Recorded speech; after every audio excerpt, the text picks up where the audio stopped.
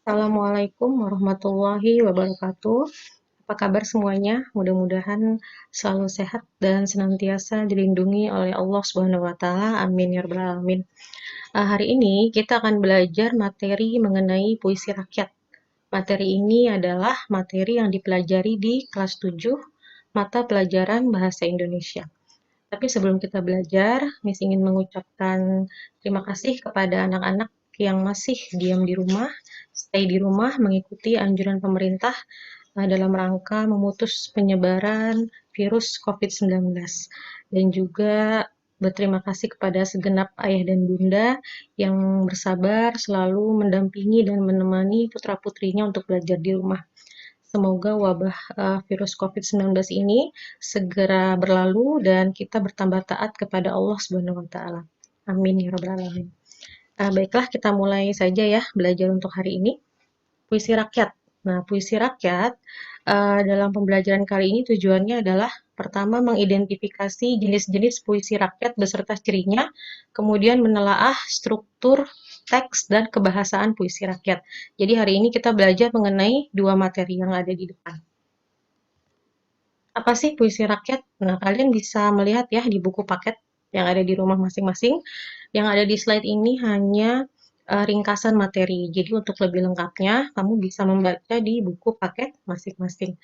Puisi rakyat adalah kesusastraan rakyat yang sudah tentu bentuknya. Biasanya puisi rakyat terdiri dari beberapa deret kalimat. Ada yang berdasarkan rima, ada yang berdasarkan panjang pendek suku kata, lemah tekanan suara, atau hanya berdasarkan rima. Nah, apa yang pertama? Contoh puisi rakyat yang pertama adalah pantun. Kalian harus mengetahui ciri-ciri yang ada pada pantun. Nah, di situ bisa dilihat ya, ada 5 ciri-ciri.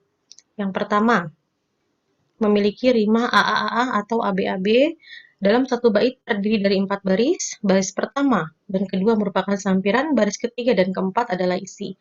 Satu baris terdiri dari 8 sampai 12 suku kata. Nah, di sini kalian harus tahu apa yang dimaksud dengan rima, apa yang dimaksud dengan bait, apa yang dimaksud dengan sampiran, apa yang dimaksud dengan isi. Ya, kita lihat contoh pantun. Di sini ada 2 contoh pantun ya. Yang pertama, gelas pecah jangan dibuang, lebih baik tempat untuk lilin. Semasih engkau punya uang, jangan lupa membantu si miskin. Di situ terlihat ada 4 baris. Nah, 4 baris ini satu kesatuan disebut dengan bait. Jadi dalam satu bait terdiri dari 4 baris ya, 1, 2, 3, 4. Yang di bawahnya lagi juga bait yang kedua terdiri dari 4 baris, 1, 2, 3, 4. Nah, apa yang dimaksud dengan rima? Rima adalah perulangan bunyi. Bisa kita lihat ya di slide berikutnya. Di baris pertama dan kedua, ketiga dan keempat itu memiliki 2 rima. Dilihat perulangan bunyinya. Baris pertama, perulangan bunyinya sama dengan baris yang ketiga, yaitu ang dan ang. Ya, itulah yang disebut dengan rima, yaitu perulangan bunyi. Ini adalah contoh pantun berikutnya ya. Gelas pecah jangan dibuang, lebih baik untuk tempat lilin. Semasih engkau punya uang, jangan lupa membantu si miskin. Nah, di sini ada contoh rima. Rima A dengan rima A, rima B dengan rima B. Artinya mereka kalimat-kalimat atau kata-kata yang berakhiran sama. Apa yang dimaksud dengan sampiran dan isi? Nah, di sini. Baris pertama dan kedua disebut dengan sampiran. Baris ketiga dan keempat disebut dengan isi. Artinya, sampiran itu adalah kalimat pengantar. Sedangkan isi adalah inti atau amanat dari pantun tersebut. Apa amanat dari pantunnya? Yaitu kita harus membantu ya, saling membantu, terutama membantu si miskin ya yang kekurangan uang. Nah, di sini adalah contoh pantun yang kedua. Jika kaki terkilir di lubang, pasti akan terasa perih. Jika hendak membantu orang, janganlah mengharap pamrih. Nah, di situ sudah digambarkan ya, baris pertama dan baris kedua disebut dengan sampiran, baris ketiga, baris keempat disebut dengan isi. Kemudian rimanya yang sama antara baris pertama dan baris ketiga, yaitu berakhiran ang dan ang. Pantun yang ketiga. Luas terbentang kebun lada, ladanya dipetik ketika temarang. Jikalau iman terangi dada, hatinya lapang, hidupnya tentram. Nah, berarti amanat dari pantun ini apa? Amanatnya adalah agar kita selalu beriman ya, beriman kepada Allah Subhanahu wa taala, melaksanakan ibadah dengan benar agar hati dan hidup kita menjadi tentram. Nah, itu dimaksud dengan isi bagian ketiga dan keempat. Gurindam. Sekarang kita masuk ke puisi atau puisi rakyat ya, contoh puisi rakyat yang ya, ini adalah contoh puisi rakyat yang kedua, yaitu Gurindam. Gurindam adalah suatu puisi lama yang berisi 2 bait. Nah, tadi kalau pantun itu dalam 1 bait terdiri dari 4 baris, tapi kalau di Gurindam 1 bait terdiri dari 2 baris. Seperti apa sih contoh Gurindam? Kita lihat slide berikutnya. Nah, ini sebelum ke contoh kita lihat dulu ciri-ciri Gurindam. Di situ ada 6 poin ya. Yang pertama, terdiri atas 2 baris, kemudian setiap barisnya mempunyai jumlah 10-14 kata. Kemudian ada keterkaitan sebab akibat ya dan lainnya. Di situ bisa dibaca, dan isi Gurindam juga berisi filosofi hidup atau nasihat-nasihat. Nah, ini adalah contoh Gurindam. Barang siapa tiada memegang agama, sekali-kali tiada boleh dibilang nama. Nah, di sini disebut dengan bait. Kalau di Gurindam, 1 bait itu terdiri dari 2 baris ya, 1 dan 2. Kemudian semuanya merupakan isi. Hendaklah memegang amanat, buanglah hianat. Di sini isi semua. Kemudian barang siapa mengenal yang 4, maka dia itulah orang yang makrifat. Artinya orang yang sangat beruntung ya. Kemudian yang ketiga adalah puisi rakyat. Yang ketiga adalah syair. Ya, syair adalah salah satu jenis puisi. Kata syair berasal dari bahasa Arab syu'ur yang berarti perasaan. Kata syu'ur berkembang menjadi kata syi'ru yang berarti puisi dalam pengertian umum. Jadi syair ini bentuknya lebih mirip kepada puisi. Kita lihat ciri-cirinya. Di situ ada 7 ciri-ciri ya. Ya, di situ bisa dibaca tiap baitnya, tiap barisnya, kemudian sajak dan isi syairnya.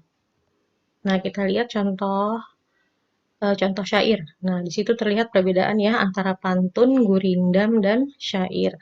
Kalau pantun tadi 1 bait 4 baris, kemudian gurindam 1 bait 2 baris. Nah, kalau syair dia 1 baitnya bisa lebih dari 4 baris ya, artinya tidak terikat jumlah barisnya.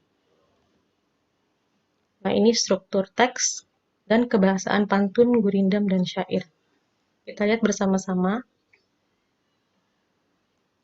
Tadi sudah dibahas mengenai bait ya.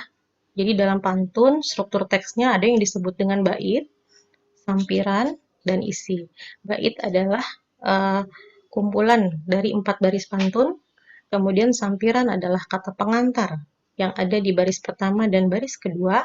Kalau isi adalah amanat pada pantun yang terletak pada baris ketiga dan keempat.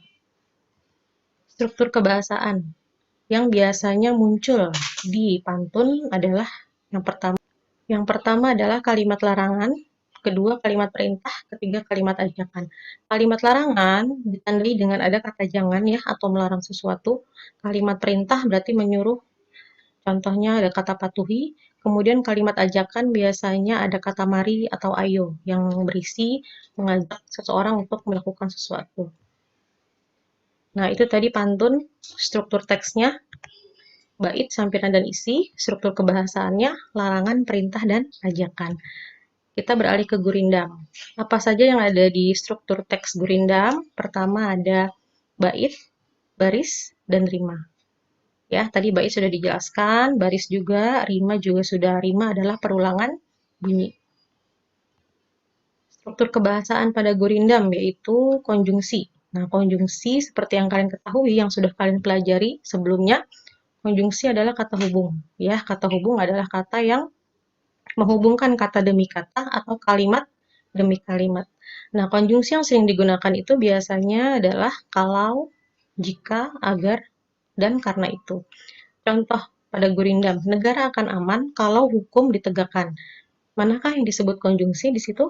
Ya, kata kalau. Karena dia menghubungkan frasa dengan frasa atau kata dengan kata. Barang siapa yang kaya raya, ingatlah kepada yang susah sengsara. Yang mana kata hubungnya yang, ya, karena dia menghubungkan kata demi kata. Nah, itu adalah struktur kebahasaan pada gurindam. Struktur teks pada syair yaitu rima. Ya, pastinya kalian sudah sangat melekat ya, karena disebut berulang-ulang. Apa itu rima? Rima adalah perulangan kata. Struktur kebahasaan syair sama dengan gurindam, yaitu konjungsi. Nah, di situ sudah diberi tanda merah yang disebut dengan konjungsi. Ya, sudah selesai di pembahasan terakhir. Tapi sebelum Miss Indah menutup materi hari ini, ada pantun juga untuk kalian. 2-3 anak nelayan pergi ke laut mencari ikan. Jika ingin wujudkan angan, belajar jangan dinomorduakan. Kecil-kecil ikan teri, sangat banyak di dalam kali. Niatkan belajar sepenuh hati, semoga Allah Subhanahu wa Ta'ala memberkahi. Ya, tetap semangat belajar, jangan lupa terus beribadah dan berdoa. Semoga kita bisa berjumpa lagi di sekolah. Terima kasih. Wassalamualaikum warahmatullahi wabarakatuh.